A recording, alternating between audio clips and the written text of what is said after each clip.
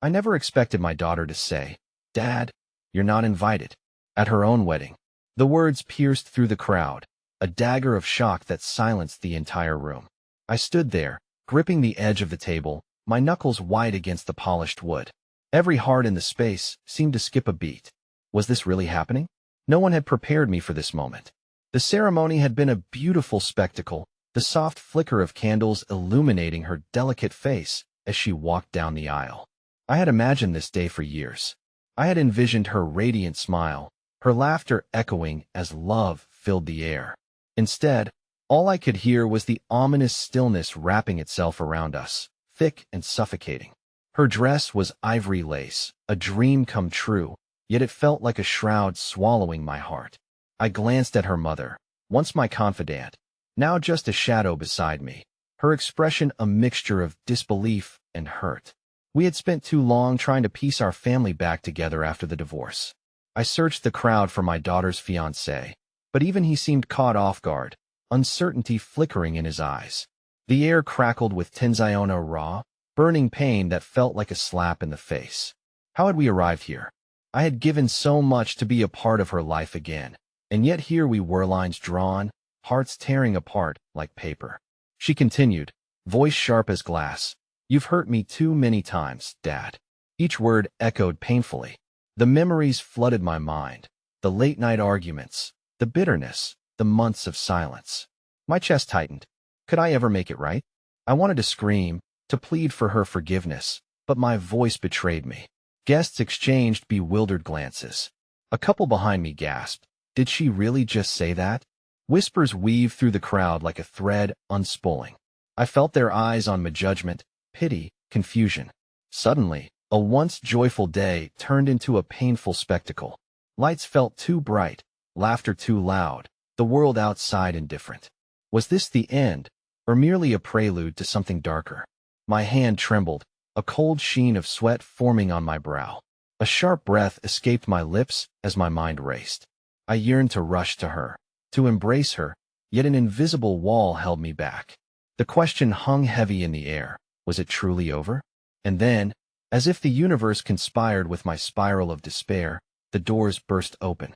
A figure stepped in, cloaked in mystery, a silhouette against the blinding light. Who were they? What did they want? Hey, before we continue with this amazing story, I need to give you an important heads up. Many subscribers have reported that YouTube unsubscribed them without warning. Take a quick second to check the red button below to make sure you're still subscribed to the channel. I'd hate for you to miss any of the exclusive content coming soon. And while you're there, smash that like button, it really helps me out with the algorithm. Oh, and tell me in the comments, which city are you watching from? I love getting to know every amazing person who's part of this community. Your participation makes all the difference. Let's connect. The room seemed to hold its breath as the figure stepped fully into the light. A woman, older but vibrant, clad in navy, her silver hair catching the glow. My heart raced. Could it be? I hadn't seen my sister in years. The rift in our family had torn apart even the bonds of sibling love, a fracture too deep to mend. But here she was, of all times, a wild card tossed back into this fragile game of emotions. As she walked forward, the air shifted. My daughter, still standing at the altar, momentarily forgot her anger, her eyes fixing on the unexpected arrival. It was a moment of hesitance, a flicker of doubt overshadowing her resolute expression. Maybe it wasn't just me who felt the cracks beginning to form. Perhaps the weight of family history was pressing down on all of us. "Audrey," my sister began, her voice steady but fraught with underlying tension. "You don't have to do this. Not in front of everyone." The wedding guests shifted uneasily. Whispers erupted among them, an undercurrent of gossip that felt as suffocating as the invisible wall between my daughter and me. My heart sank at the thought of my sister diving into the fray instead of preserving the sanctity of the day. But a part of me deep inside longed for this. Audrey narrowed her eyes, attempting to regain control. "I'm sorry, but this is none of your business. This is my wedding." Her voice trembled slightly, and I could sense the churning emotions bubbling beneath her facade. The years of hurt had taken their toll, leaving jagged scars in her heart. "I just want you to think," my sister replied, gently but firmly. "You don't have to carry this heavy burden alone. Dad has made mistakes, But you're not just pushing him away. You're pushing away love and forgiveness. Tears welled in my eyes. How could someone, after all this time, have the courage to step forward? And yet, her words hung in the air like a lifeline. The tension between father and daughter was palpable, like a taut wire ready to snap. I took a step forward, instinctively wanting to reach out to Audrey, to share a piece of my heart, but every fiber in my being screamed against it. Instead, I stood rooted, silently pleading for her to hear the truth I wanted to voice but couldn't seem to. Forgiveness takes strength, my sister continued, voice softening as she looked at Audrey. And love, when you nurture it, comes back to you. You can still heal. The room fell silent, and for a moment, I thought I saw a flicker of vulnerability break through my daughter's anger. The fire in her eyes dimmed slightly, replaced by a glimmer of uncertainty. I wanted so desperately to believe that this was a crack in the armor she had built. But just when I thought the tide was shifting, she shook her head vehemently. No, you don't know what he's done. You don't know how many times I've been broken because of him. Her words cut deeper than anything I'd faced before, each syllable a fresh bruise on my soul. The crowd fidgeted, the moment stretching out unbearably. I stole a glance at my ex-wife, her face pale, caught somewhere between support and devastation. Just then, the wedding planner, a petite woman with short black hair, intruded on our fragile scene with a clipboard clutched against her chest. Everyone, she said hesitantly, eyes darting between the three of us. Shall we perhaps take a break? Just a few minutes? The suggestion hung in the air, a bomb against the storm brewing in the small chapel. Audrey's expression hardened again as she blinked away the shimmer of tears that had dared to escape. No, she bit out, more resolutely. I'm done with this. And with that, she turned, walking away from the altar, her lace gown trailing behind her like a whisper of what was supposed to be a promise turned into a ghost. I could only watch, numb with despair, as she stepped into the corridor and disappeared. Wait, I called instinctively, taking a step after her, but was stopped by my sister's firm grasp on my arm. Let her go, just for now, she urged, her voice low and steady. She needs to process this. And I knew, in that fleeting moment, that I couldn't chase after her. My heart plummeted like a stone into a vast, dark ocean. But uncertainty gnawed at me. Was this truly the end of our bridge? Or the beginning of another fight against insurmountable odds? Just when I thought the world had slipped into shadows, something caught my eye, a pointed envelope sticking out of the bouquet that had been left behind at the altar. I frowned, a sense of dread lacing through me as I stepped closer, the whispers of the crowd fading into hushed tones. What could it contain? As I hesitated, the weight of the moment pressed down on my shoulders, blending dread with an unwelcome curiosity. I reached for the envelope, heart racing. What new truth awaited me within? The envelope felt oddly heavy in my hand, as if it contained the weight of secrets I wasn't ready to face. My fingers trembled slightly as I unfolded the paper, my mind racing with possibilities. I could hear the murmurs of the guests weaving through the air, their eyes darting between my distressed expression and the remains of the marriage that teetered on the edge of collapse. The handwritten note inside was elegant yet scribbled, the hurried strokes revealing a frantic urgency. Dad, if you're reading this, I need you to know that I never wanted to hurt you.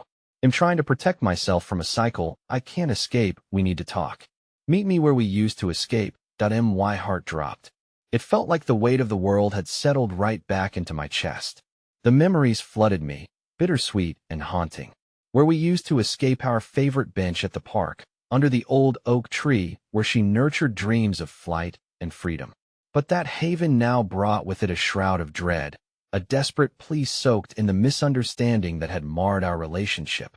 Mom, we need to go, I heard someone say from the crowd, the voice sharp enough to slice through my contemplation. I turned to see my ex-wife, her eyes wide with concern. The moment's shift was jarring. This wasn't supposed to be about us. Yet here we were, caught in a web that was intricately tied by our shared history. Despite my instincts pulling me to chase after Audrey, I felt equally paralyzed, helpless in the pull of the impending chaos. Yet, the note seemed to burn in my pocket, a beacon and a curse all at once. I nodded to my ex-wife. My decision made. I need to go, I said, my voice steadier than I felt, yet the uncertainty lingered like a shadow above me. I passed through the unfamiliar faces, every gaze heavy with unanswered questions, memories, and unspoken judgments. I could sense my sister's eyes on me, the weight of her presence like an anchor. But there was no time for family reunions of forgiveness today. I had to reach Audrey. The path to the park felt surreal, each step taking me back to times when laughter replaced tears and the world felt simple. I pushed the memories away, focusing instead on the turmoil racing within me. Would we really be able to talk, or would we just hurt each other more? The oak tree stood tall against the brisk wind, silhouetted against a vibrant sunset, casting long shadows across the ground. I took a deep breath, my heart racing as I approached our bench. No one else was there. The air hummed with tension and unspoken words, like a pause before a storm. Then I saw her. Audrey sat with her back toward me, her posture rigid, almost mournful. She seemed so small beneath the vastness of the park, her wedding gown billowing around her like a fragile vessel trapped in a tempest. As I walked closer, the distance felt insurmountable, each step dragging me deeper into a cavern of unresolved heartache and fear.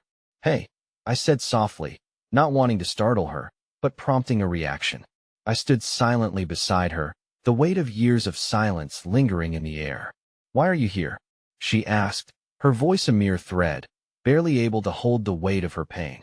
"I thought I made it clear that you're not wanted." My heart shattered at the words, the cruel edge of them cutting deeper than the last. But I pushed through, holding on to the flickering hope that maybe, just maybe, what lay hidden beneath the surface could shine through the cracks. "I got your note," I said, my voice trembling. "Please, can we talk?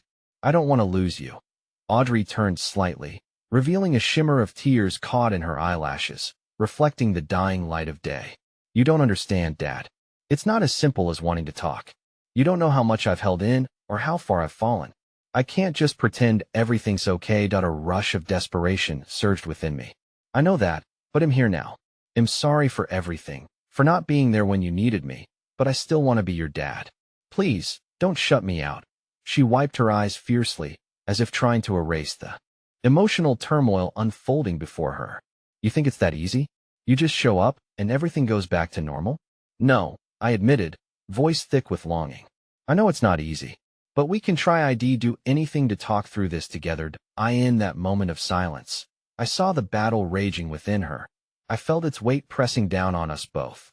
Her expression gave way to uncertainty mingled with a raw wound that had never truly healed, and I feared for the first time that the rift between us was too vast to bridge. Suddenly, her phone buzzed against the bench, and she glanced at it, the light illuminating her face with dread. It's him," she whispered, voice trembling as she stared at the name flashing on the screen. "Why won't he just leave me alone?" My heart pounded as I reached out instinctively, urging her to let me take control of the moment, to let me step in. "You don't have to answer," I responded, my voice determined. But she had already pressed the button to answer, and the whispering voice seeping through the phone echoed the very fear that had taken roots in our lives, rattling the already tenuous peace between us. "Dad," she began, but the voice on the other end cut her off, the fear in her expression morphing into something deadly serious. "I don't care what you think, Audrey. You will come back for this wedding, and we will sort this out once and for all." That imposing tone commanded, a cruelty hidden beneath, a facade of authority wielded tactlessly. Each word wrapped around her heart like a vice grip, and I could see it instantly, the shadows of betrayal and pain resurfacing again, threatening to pull her under. She dropped the phone, the clatter of it hitting the ground echoing our fragile reality, one that threatened to unravel all over again, before it could even begin to heal. "This isn't over, Dad," she spat, her voice rising as every accusation she had avoided resurfaced abruptly. The air grew thicker, every second stretching taut as memories and pain collided. I reached out again, feeling the last of my courage steadying my resolve. "Audrey, please, don't walk away." Not now. But just as I thought she might turn back, her eyes hardened with despair, and with one deep breath, she dove into her own darkness. And in that moment, among the tangled threads of unhealed wounds and relentless shadows, I realized something far more chilling. We weren't just facing each other. But the ghosts of the past and the gravity of our family's existence, the very forces that had torn us apart, yes, she turned to walk away. I felt the ground below shift, a warning tremor rattling through my world. Wait, I called out, panic rising within me. There's something I need to tell you, but the words caught in my throat, unwilling to spill forth. Just as I braced myself for another push toward honesty, a figure emerged from the trees beyond, silhouetted against the dimming light. A figure I hadn't seen in years, a ghost returned from the shadows of my mind. The missing piece that seemed to shift the very foundation of everything I thought I understood. My stomach twisted as I recognized the face. The grief I had so carefully contained threatened to spill over. And as the figure approached, I realized that everything I had hoped to rebuild now hung precariously in the balance. The creeping dusk deepened, wrapping itself around us like an oppressive cloak. I stood at the base of a monumental wave, my chest constricted with the implications of the figure emerging from the shadows, a figure I dared not acknowledge until now. As the identity crystallized before my eyes, I felt time freeze. There stood my estranged brother, Nathan, the same man whose absence had cast a long, dark shadow over our family since that fateful day years ago. His return sent ripples of anxiety quaking through my body, knotting my stomach into an unyielding coil. "Dean," he said, his voice both familiar and foreign, edged with the bitterness of old wounds. He looked at me, his expression a paradox of hard lines softened by unmistakable concern. "Audrey," but words failed me. My daughter, who had just moments ago been on the brink of collapse, now stood torn between the past and a future that continually eluded her grasp. In my peripheral vision, I saw her frozen, caught in the web of confusion, the irony of two fathers appearing in a fractured moment, aligning only when our family was at its most vulnerable. Nathan's gaze settled on Audrey. "I came as soon as I heard," he murmured, shifting awkwardly as if the very air crackled with unresolved tension. For a moment, I held my breath, wondering what secrets were trapped in the silences between us, threatening to erupt and expose the fragility of our connections. "Why? You said you wanted nothing to do with us," I shot back, unable to suppress the defensive tone that dripped from my words. The past was rarely easy to talk about, and the gap of years had carved an unsettling rift between us. "I didn't." Nathan hesitated, his stare fixating on Audrey, who remained a mere spectator to our dance of rage and regret. "I didn't know how to face you, but I heard about everything, about the wedding, about Audrey." His voice faltered, eyes darting to the ground as he struggled to navigate the terrain of guilt and regret. This moment felt like a cruel joke, a staging that mocked the tangled threads of fate. The past loomed large over our fragile reunion, a pronounced presence that rendered the air thick, almost unbreathable. Each word we exchanged was a balancing act, navigating the treachery of unsteady ground, all while Audrey remained an unwilling witness to our familial strife. "Audrey needs us now," Nathan continued softly, grounding himself in a reality far removed from the one I had envisioned just moments ago. "Not just you, but all of us." "Us," I echoed, the word tasting foreign on my tongue. I turned to Audrey, searching her expression for cues, for signs that this unexpected convergence of our tumultuous past could somehow forge a path toward healing. But her gaze remained distant, the frayed ends of her emotions tangled in pain and distrust. "I can't deal with this," she uttered finally, her voice resolute yet trembling. You just don't understand what I've been through." Abruptly, the shadows enveloped her more than ever, edging her towards an unseen precipice that only I seemed to recognize. "Audrey," I pleaded, stepping closer, desperate not to lose her in the depths of our collective failure. "I just need space," she exclaimed, turning abruptly, the anguish spilling over in waves. "You both think you can just show up and fix everything, but you're just making it worse." And then she began to retreat, each step carrying with it the weight of the stories we hadn't told, the misunderstandings that sliced through our family like glass.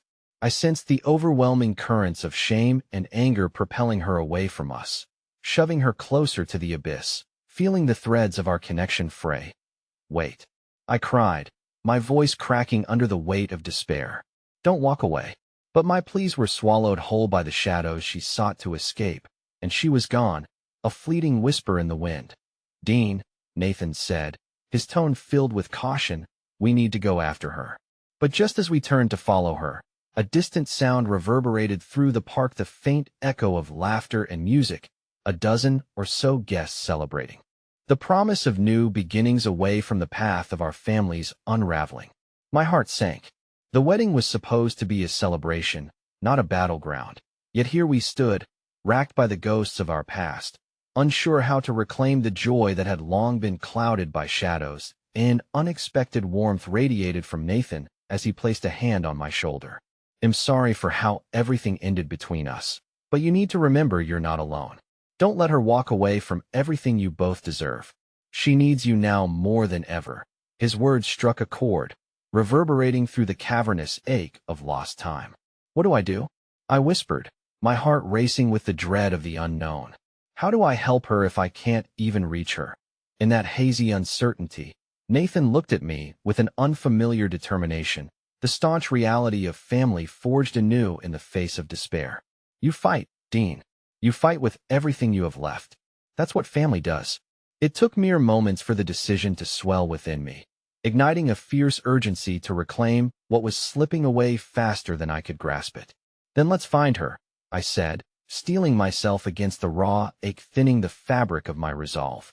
And as we ran toward the music and laughter filtering through the darkness, I felt a flicker of hope igniting somewhere within one that dared to brave the tumultuous waves of tragedy in search of a connection worth saving. But just as I rounded the last bend toward the wedding celebration, a shadow crossed my path, a figure dressed in white who moved with an elegance that sent my breath hitching. It was a woman I thought I'd never see again, a face that had haunted my dreams. Please, don't you dare walk away too, she said, her voice suffused with both anger and longing that rippled through my heart in waves of recognition. And in that moment, I realized the confrontation I had prepared for with Audrey was only the beginning. It was a spark that ignited deeper secrets waiting to unravel, and the path toward redemption was far murkier than I had ever conceived. I had always believed that love would conquer all. It was a comforting notion, one that had been reinforced over countless family gatherings, each filled with laughter, love, and a lingering sense of cohesion that belied the fractures beneath. But as I stood frozen, that familiar figure shimmering in the night like a ghost, I felt the foundations of that belief crumbling beneath my feet. The woman before me was Clara. My heart raced as memories of our repressed love surged for an uncharted territory filled with laughter and dreams, but ultimately saturated with regret.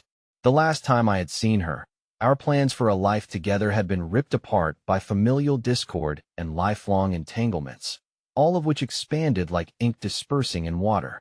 Clara? I rasped, disbelief threading through my voice. What are you doing here?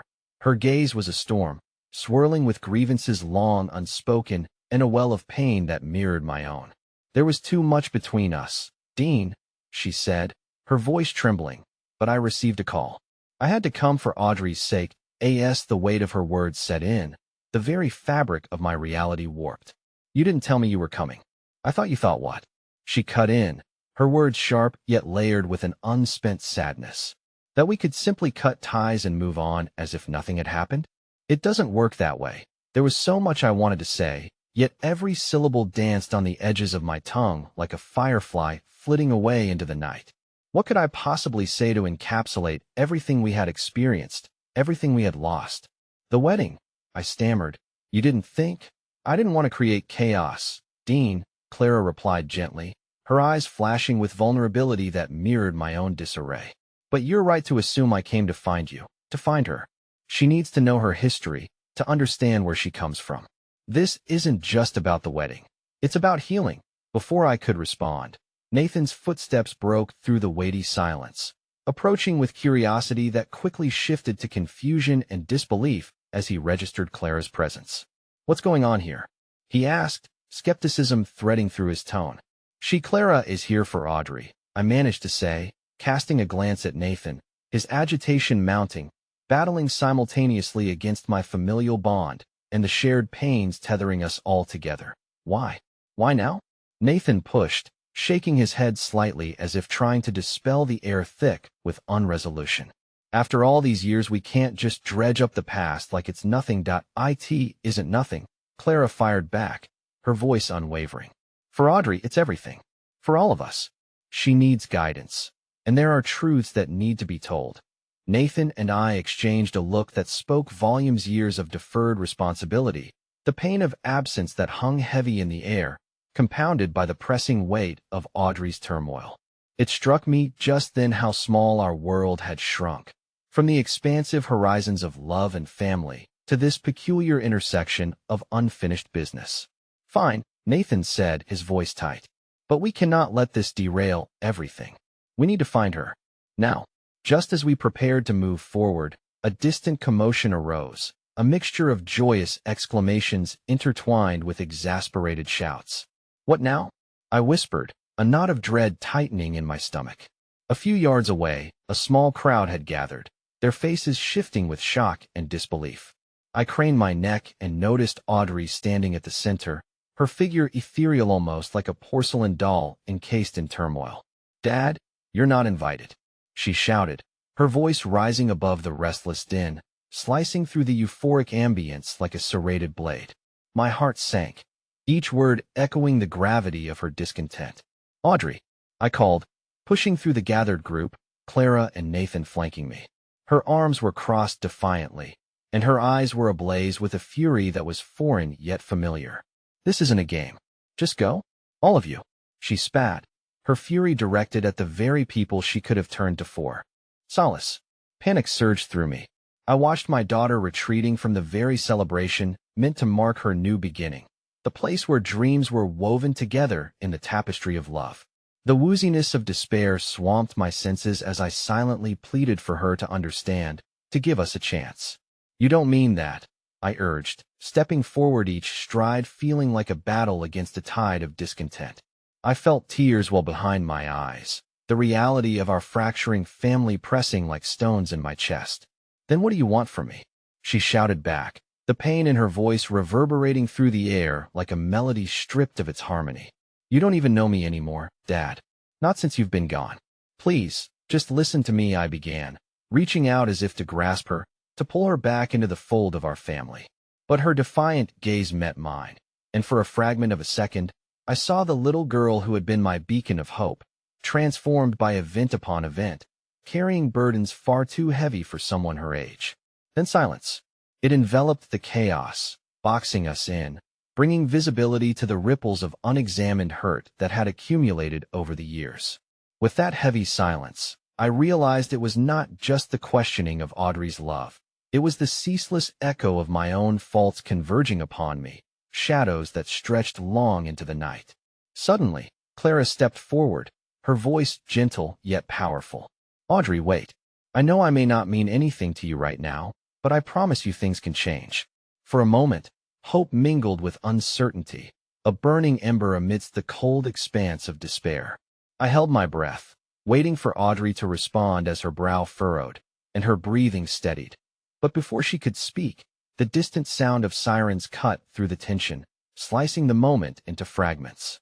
My heart quickened again, for chaos once more threatened to engulf us, and I realized in that instant that this was bigger than any of us, tethered tightly by our family's story woven with both light and darkness. What awaited us at the heart of this celebration? Love, anger, healing, even confrontation remained shrouded in shadows, leaving me to wonder, would we accept the journey, or would the siren's call pull us further apart, away from the very healing we sought?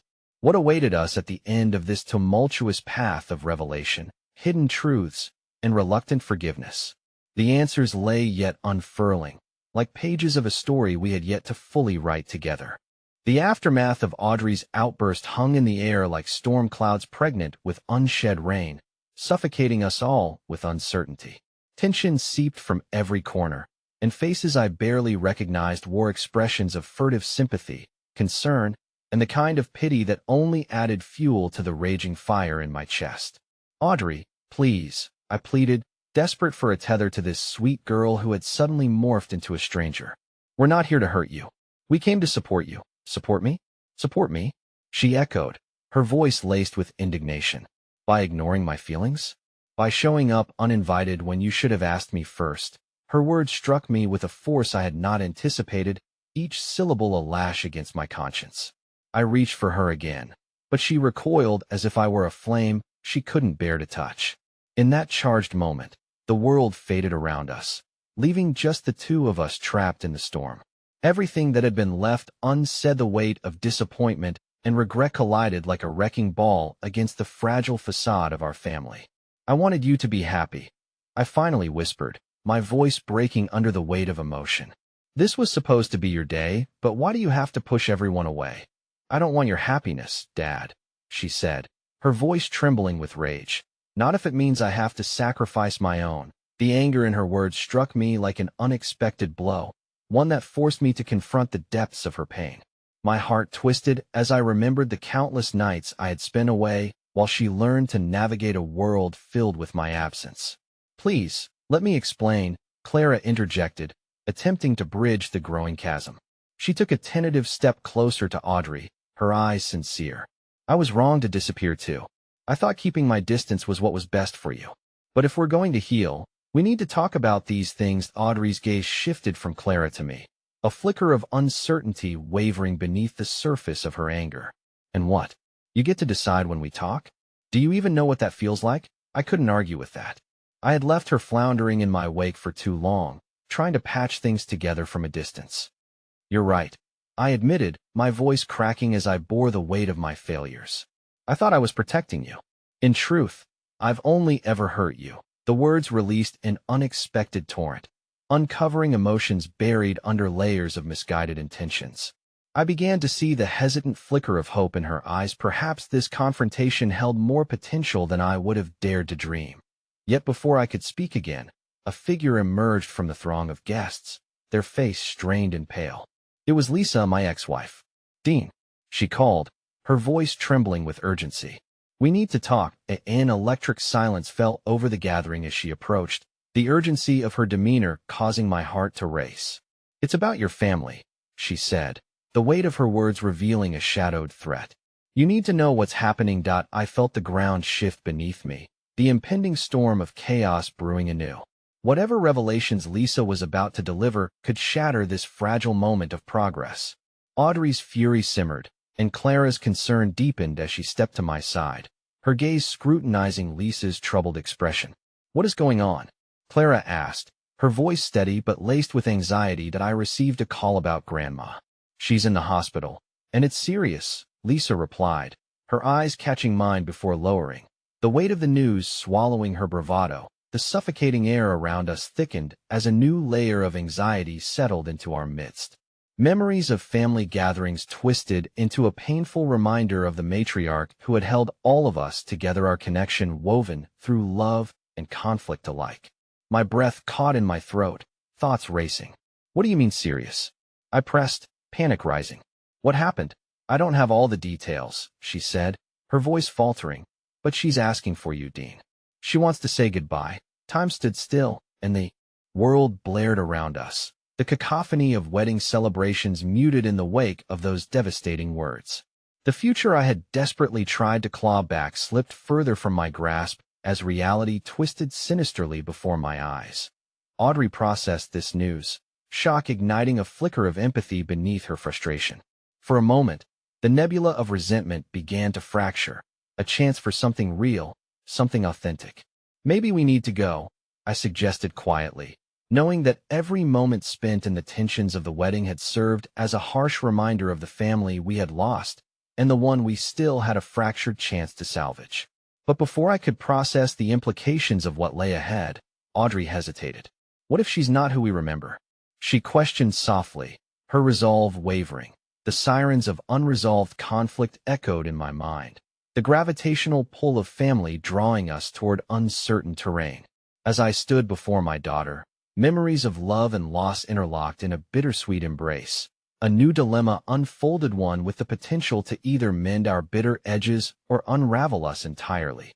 Then, "Well, face that together," I said, the reassurance bleeding into a place where hope and fear might coexist. No matter what happens, I'll be by your side. Audrey locked eyes with me, a fleeting glimmer of willingness illuminated within her. Clara reached for her hand, a small act of solidarity that offered assurance. But just as we turned to leave, a shocking revelation surged through me, a whisper of realization that coursed through my veins, threatening to unravel the tentative bond we began to forge amidst the chaos. What if the truths Aunt May had withheld were more painful than anything we had confronted? Would the journey to the hospital bring us closer, or expose the ultimate fractures that had defined our family? As we took the first reluctant steps toward the uncertain path, I could feel the looming weight of fate in the air, shadowed by one question. Was I prepared to face whatever secrets lay beneath the surface of our fractured lineage? The answer lingered just out of reach, waiting to consume us all, once and for all. The drive to the hospital felt interminable, each minute stretching into a relentless agony as silent tension enveloped us. The familiar cityscape blurred past, the colorful lights of the wedding reception fading into a dark memory as we traversed the streets that had once been so vibrant. As we approached the hospital, the air thickened with the weight of what we were about to confront. Clara was seated in the front, her eyes glued to the road, seemingly lost in thought. I could see her jaw working, a silent battle with her own emotions that mirrored my own. In the back seat, I stole glances at Audrey. Despite the tension that still held her expression taut, I caught fleeting glimpses of vulnerability beneath her defiance.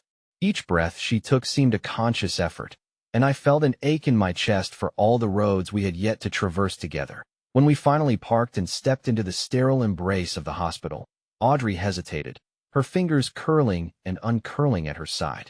The sterile walls of the waiting room echoed with subdued conversations, the faint beeps of machines threading through the air, weaving a tapestry of anxious hope.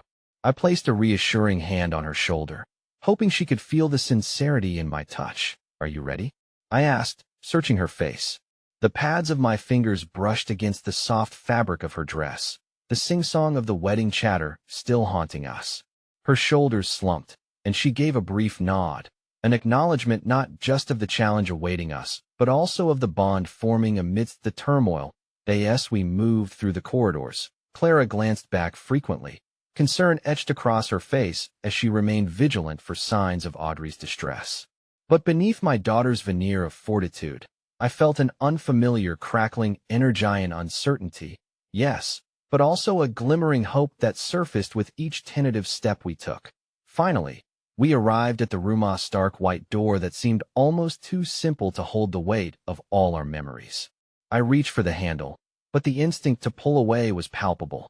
Every molecule in my body urged me to turn back, to shield ourselves from whatever lay behind that door. As I pushed it open, the sight that greeted us was striking.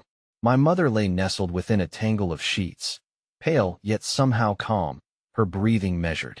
Time seemed to stutter as my heart twisted. The once vibrant matriarch appeared fragile beneath the hospital lights, blinking slowly as if awakening from a long sleep. "Dean?"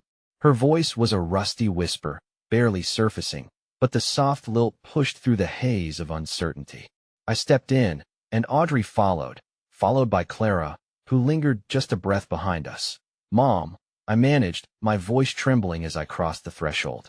How had it come to this? The frantic debates over family gatherings and missed birthdays spiraled in my mind, each moment replaying with heartbreaking clarity. I approached the bed, feeling as if I were walking on a tightrope stretched over an abyss. One wrong move, and all we'd tried to regain could shatter again. "Come closer," she urged, her eyes fluttering. I reached out to take her hand, which felt impossibly thin. Inside, I found the warmth and familiarity I'd yearned for. Yet there was also a cold reality slicing through me. This could very well be our last goodbye. "Audrey, honey, come say hi to your grandma," I said softly, glancing back at my daughter. It was a gentle nudge, an invitation I hoped would bridge the gaps between our fractured family dynamics. But Audrey remained transfixed at the door, her fingers fidgeting nervously with the hem of her dress. The deep lines of my mother's face softened as she caught sight of her granddaughter.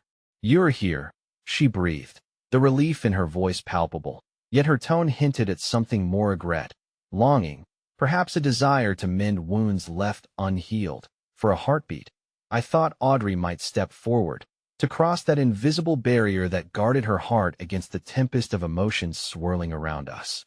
But just as her resolve seemed to solidify. A flicker of uncertainty clouded her features.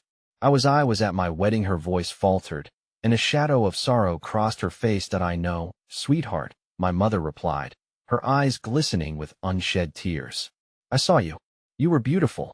The words hung in the air between us, a wishful balm to soothe the rawness of our present. But even in that moment of tenderness, the walls between us remained steadfast, fortified by years of choices that had eroded trust. I sensed the heaviness settling into the room, a dichotomy of hope and despair, love and regret wrestling for dominance. The moment stretched into silence, thick and tension-riddled. Just as I opened my mouth to bridge the chasm, to encourage Audrey to step forward, a nurse abruptly entered, her face grave. "Excuse me," she said, her tone professional yet tinged with urgency. "We need to perform some tests. Would you mind stepping out for a moment?" The words struck like a bolt of lightning, electrifying the air, and Audrey's eyes widened, a flicker of panic crossing her features. "No, please. Let me stay?" She stepped forward, her voice rising, pleading. The urgency in her tone catalyzed an unexpected response from me. "Wait," I interjected, the desperation spilling from my lips. "She's just trying to connect with her grandmother. We need a moment." The desperation in my voice caused Clara to tighten her grip on my arm. But the nurse remained unaffected, insisting on our compliance. The walls that had begun to crumble sparked back into solidity, the fleeting connection we had hoped for slipping away, retreating into the shadows. I watched as the nurse led my mother away. The regretful look cast back at us, a betrayal of reality, fracturing our fragile moment. Once again, we were left teetering on the precipice of vulnerability and fear. Audrey turned to me, her voice thickening with raw emotion. "Why do they always take the ones we love away?" I reached out, pulling her into a fierce embrace, hoping to shield her from the realization that each loss could pull us further apart or bind us together in ways we never knew we needed. "I don't know, sweetheart," I breathed, "but we will face this together." But just as I began to feel the warmth of reassurance wash over us, a thought wormed its way into my mind, its sting undeniable. What if this trip didn't just uncover the past, but also revealed secrets so dark they would shatter everything?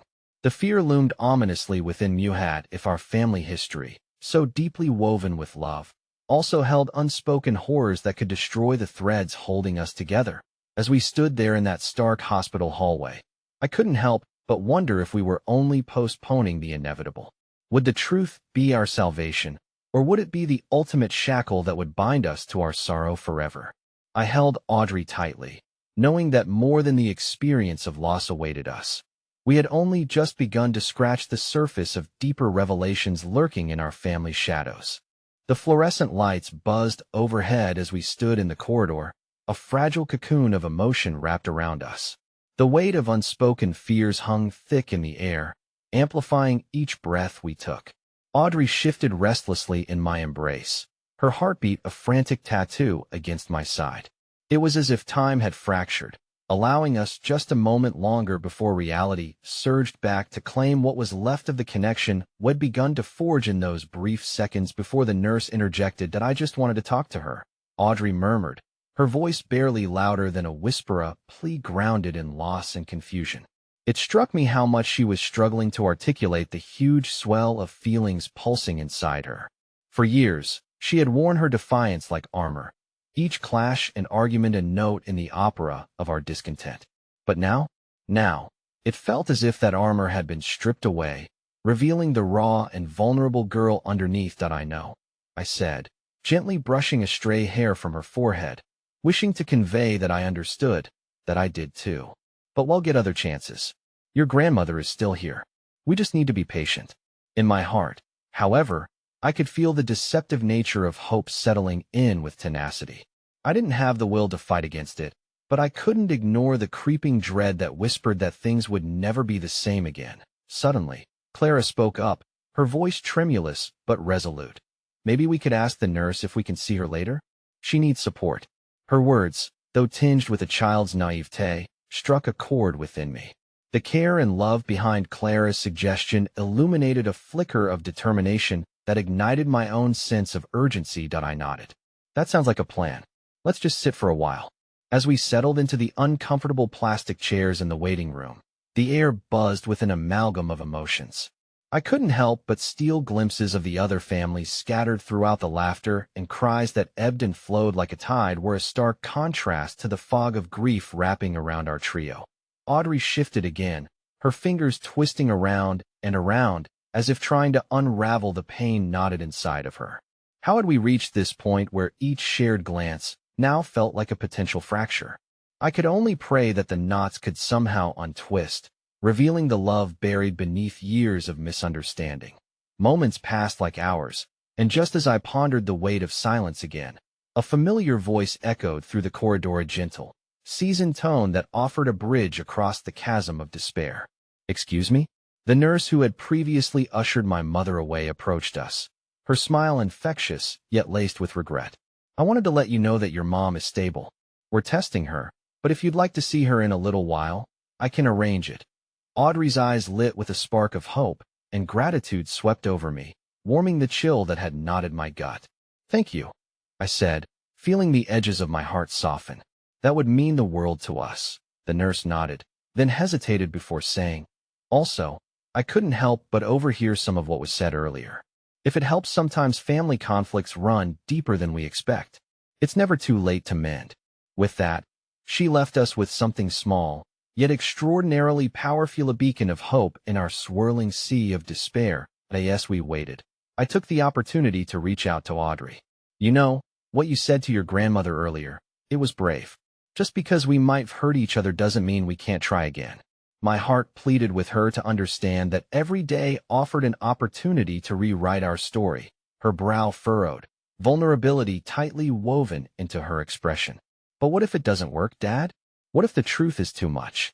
What if returning to her means opening wounds that are better off healed?" I was caught off guard by her insight, the both of us grappling with the dangerous course of honesty and the potential fallout. Did we really know what lay beneath the surface? What secrets had my mother buried alongside the heartbreak? The room darkened with uncertainty, yet I willed my voice steady, not wanting to deter her from the hope we had grasped only moments prior. "There's a chance everything could fall apart.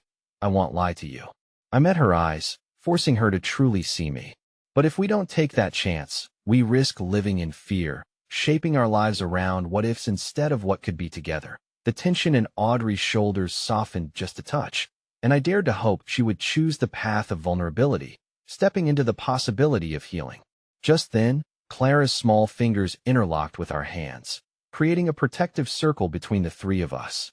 "We can do this. I want to meet Grandma," she stated with a surprising vigor that resonated with innocence and fierce love. As time crawled by, our talk shifted to lighter topics, laughter breaking through the suffocating cloud of worry that had shrouded us. Clara shared funny moments from our family's past, igniting warmth within the room strained with uncertainty. It was a reminder that solidarity lay not just in confronting fears, but also in savoring the bonds we still held. But just as I felt the weight of possibility lift, a new nurse appeared at the entrance, her demeanor urgent as she approached us. "I'm sorry to interrupt," she said, her voice unsteady, "but we need to speak with you about Mrs. Whitaker. There have been complications." My heart dropped, fear clawing back into sight, shrouding everything in darkness. Audrey stiffened against me, the laughter vanishing like smoke. "Complications?" I croaked, the word feeling foreign and heavy upon my tongue. "Yes, it's imperative that you come this way." The nurse gestured for us to follow her, but I felt rooted to the spot. What could this mean? What had been so easy just moments before grew impossibly complicated, and now, as we stood at the threshold of yet another moment of truth, I dreaded what lay ahead. Would it take everything we had fought for, or would it fortify us for the battles still to come? The sterile air of the hospital was suffused with an unsettling tension as the urgency of the nurse's words sunk in.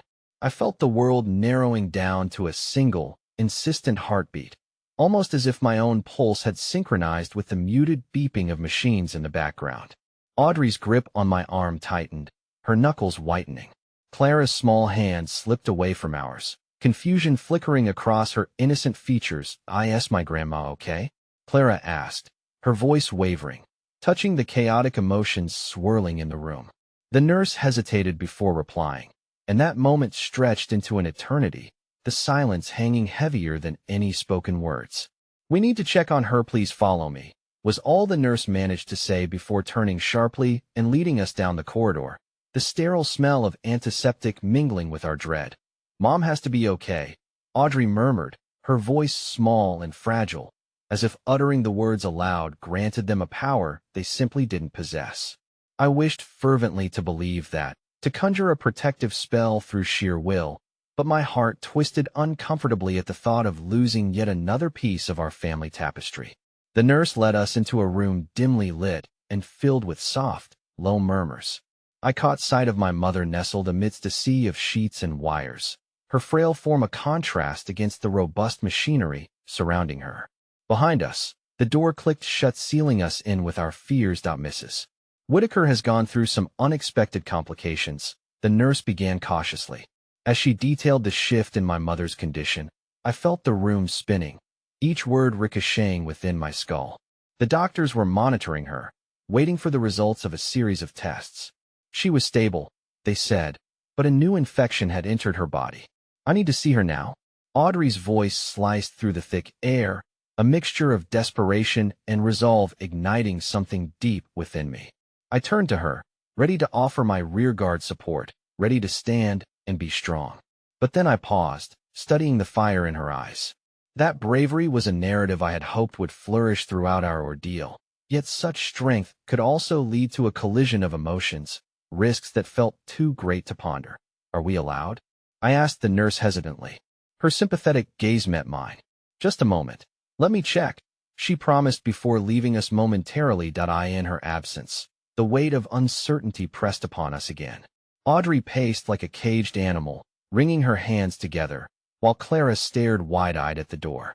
I reached out, wanting so desperately to provide comfort, but I could feel the invisible chasm expanding between us, gnawing at our resolve. "Clara," I finally said, capturing my daughter's attention, "you're really brave. What you said in the waiting room about meeting Grandma, are you feeling okay about that now?" Clara's expression shifted, her youthful demeanor seeming suddenly fragile. "What if Grandma doesn't recognize me? What if she doesn't love me anymore?" Her words cut deep, echoes of fear rooted in her innocence. "Of course she loves you," I assured her, squatting to her level and brushing a thumb across her cheek. "This is just a hard time, sweetheart, but your grandma is strong. She loves us all. She'll love seeing you. You're part of her, after all." It was a truth I was desperate to believe, but felt it waver as I glanced again at the door, the ominous waiting thick enough to choke on. When the nurse returned, the door swung open, revealing the dim light from the room beyond. "You can go in, but please keep it quick. Conditions may change, and we want to keep her as comfortable as possible." Audrey moved first, slipping past the nurse and stepping into the room, Clara hesitantly following. I lingered behind for a moment, steeling myself against the surging tide of emotion that threatened to consume me. Inside, my mother's breathing was steady but accompanied by that sterile whir of machinery, a reminder that life was tethered by invisible threads we thought we understood but now were fraying with every passing second. My heart sank as I saw her lying there, older, feeble, an unfamiliar woman dressed in the guise of my mother. Audrey reached her side first, taking my mother's hand, her tears glistening in the dim light. "Mom, I'm here." The whisper danced across the air, full of longing. I stepped cautiously closer, readying myself to bridge the gap between us, but something in Audrey shifted. I caught a flash of something in her eyes. Was it underlying defiance or fierce determination? I could feel her resolve swell, a tempest brewing within as she held her mother's hand tightly. "I'm not afraid anymore," she declared suddenly, her voice rippling with emotion. "We need to talk. There are things that need to be said." "Are you sure?" I questioned, the uncertainty of the moment pulsing like a heartbeat in my throat. I didn't want her to delve into the wounds that had yet to heal, that could splinter us apart even further. But then I was struck by the look on my mother's face. Perhaps it was confusion or fear, or maybe simply the love of a mother yearning to reconnect. I felt a flicker of hope as Audrey prepared to confront whatever fears lay ahead. And that was when Clara, sensing the heaviness of the moment, interrupted. "Grandma, are you okay? Will you come to my wedding?" The question trembled in the air, innocent yet heavy with meaning. In that moment, The room seemed to constrict. The weight of unanswered questions hung ominously, and I could feel my breath hitching in my chest. Clara's wedding, our attempts to mend a family frayed by misunderstanding. Wait, what do you mean? Audrey's voice wavered, the ground shifting beneath us. You're planning a wedding? Clara nodded, oblivious to the pending confrontation, but it rocked through me like a bolt of lightning. Yeah, I'm paying for it myself, and Dad said you could help. It struck me like a harsh reality. The invitation she just presumed to send to my mother was one layered with unspoken tension, a fragile possibility of healing overshadowed by our collective troubled past. I watched as Audrey's expression shifted from betrayal to uncertainty to something akin to warn the choice to move forward or backward hanging in the air. And as the machine beside my mother beeped steadily, I realized we had a decision to make: either fracture further or strive together in the face of the unknown. Yet the family we had always been still needed to come to light, layered under sadness and anger, but sparkled with moments of beauty too. Turning to contest, Clara's words hung heavy in the air, waiting for the others to respond, as my heart thudded in dread. Would this invite crumble the facade or provide an unexpected lifeline? Would any of us be on that joyous day as a unified family, or be forever tormented by the dilemmas of the past? As a deep breath began to rise in my chest, panic squeezed around my heart. There was no certainty in sight, only the chilling breath of raw emotion that replayed the whispers of what-ifs. I took a step forward, my heart pounding in my chest as I sought to articulate the thoughts tumbling through my mind. Clara, I said softly, hoping to quell the tumult, your wedding is beautiful, and I'm sure Grandma would want to be there, but we need to understand the gravity of everything that's been unspoken. The words tumbled out, unsteady but earnest, a clumsy attempt to address the delicate balance between hope and reality. But Audrey's expression changed. There was an inner fire beneath the surface of her uncertainty, pushing her towards a choice neither of us could ignore. No, Dad, she interrupted, her voice firm yet trembling. There's never been a better time to face the truth. Grandma may not be the same as I remember, and maybe it's too late, but I need to know why we fell apart. I want to understand why she's in the hospital, why I feel like I lost so much. Audrey's words hung in the air, filling the void that had stretched between us like an insurmountable chasm. Clara's innocent offer of joy had been a unifier, a thread weaving our fractured family together. But now, as I stood between these two worlds, the hope of healing and the shadows of unspoken truths, I struggled to respond. That I looked at my mother, who seemed to be processing the emotional storm unfolding around her. This frail woman, the indomitable spirit I had once known, now lay vulnerable, the threads of her life woven with love and heartache. Mom, if you're ready, I began, my voice unsteady yet resolute. Audrey wants to know what happened. She deserves to hear the truth. There was a moment of silence, heavy yet crackling with the electricity of confrontation. My mother's gaze darted between us, burdensome secrets veiling the depth of regret in her expression. I made mistakes, she replied at last, her voice hoarse with emotion. I tried to protect you, both of you, but in trying to shield you from the pain of our family's difficulties, I only perpetuated a cycle of hurt. I'm afraid you would never look at me the same way again. Pain laced her words, unveiling a vulnerability that stripped away decades of facade. Mom, we need to move past that.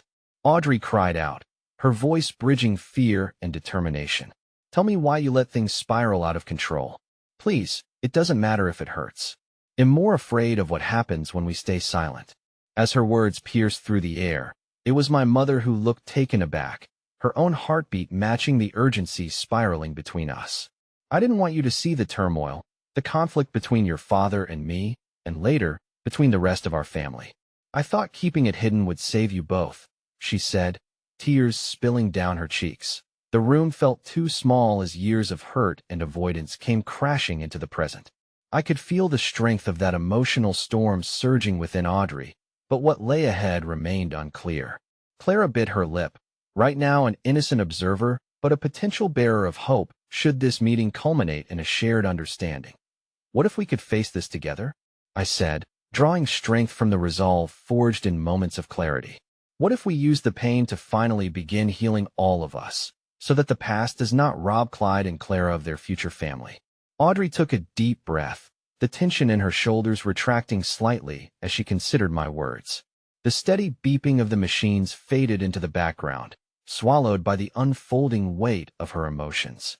"I don't want to lose you too, Grandma," she whispered, moving slightly closer, her resolve faltering under the weight of love.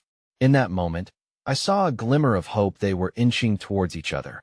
The fragile threads of understanding could strengthen the fragile bridge we all stood upon. My mother's eyes softened, and she took a breath, a deeper inhale this time, as if the gravity of this moment offered liberation. If I could turn back time, I would. I began to fall apart myself. I felt lost and unable to grasp how to hold our family together. I thought if I drew back into silence, you both wouldn't realize how broken I had become.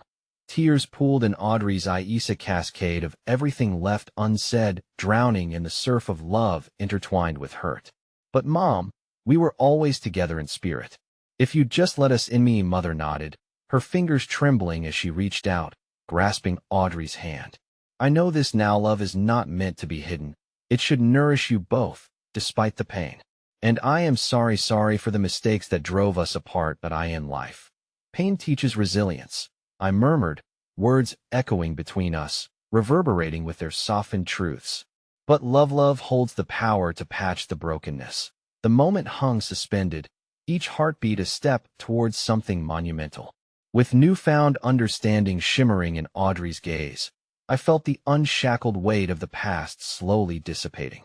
"So can we do this? Can we work towards healing the wounds?" she asked, her voice laced with earnest desire. The room was thick with possibility, and the answer lingered in the air, like the first light of dawn breaking upon the horizon. I watched as my mother and daughter stood in the quiet tapestry of connection that could finally allow our family to mend, nurture, and rebuild, all born from this moment of truth. The wounds were still there, all unhealed, but they would not define us. As I stood quietly, a witness to this powerful reunion, I realized that forgiveness lay not in amnesia, but in the acceptance of our imperfect stories. Through shared pain, we could discover the strength to rise as a family. And as I took a breath, surrendering the weight of mistrust and regret, I made a silent vow to unite in the powerful quest for love even in its most painful forms. There we stood, a family pieced together by courage, uncertainty turned to hope. I thought about the wedding, seeing it in a new light, a beginning, not just an ending. With that thought warming my heart, I reached out and squeezed Clara's hand, glancing into Audrey's eyes as I spoke the words that played like a song within my heart. "Together, we begin again." And in that moment, finally anchored in acceptance, I realized we could confront whatever lay buried ahead together. Together, at long last.